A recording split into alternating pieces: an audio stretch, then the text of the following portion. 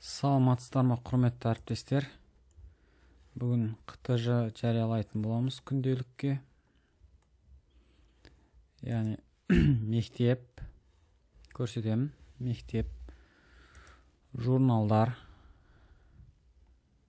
Так, мен 7Ж сыныбына жариялаймын. Бұл жерде Қазақстан тарихы.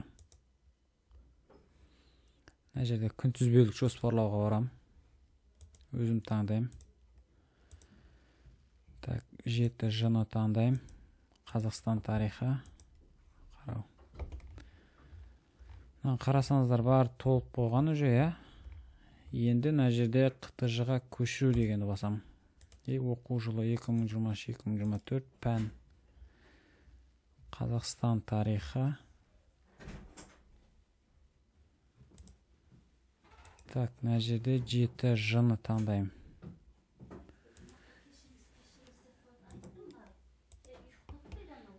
Так, көшіру дегенді басамыз. Сосын қтж-ға өту дегенді басамыз.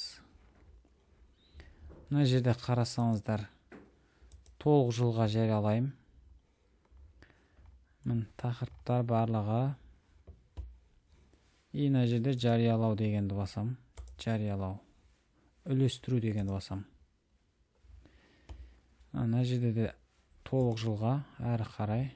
Мына жерде галочка қоямыз. Сөйтіп, мынаны керек жоқ, мынаны әрі қарай басамыз. Тағы да тексеріп шығамыз. И соңында үлестіру дегенді басамыз. Мінеке, кесте жарияланды дейді. Оны тексеру үшін журналдарды басамыз. 7Ж сыныбын басам. Так. Қазақстан тарихы. Күнтізбелік жоспарлау.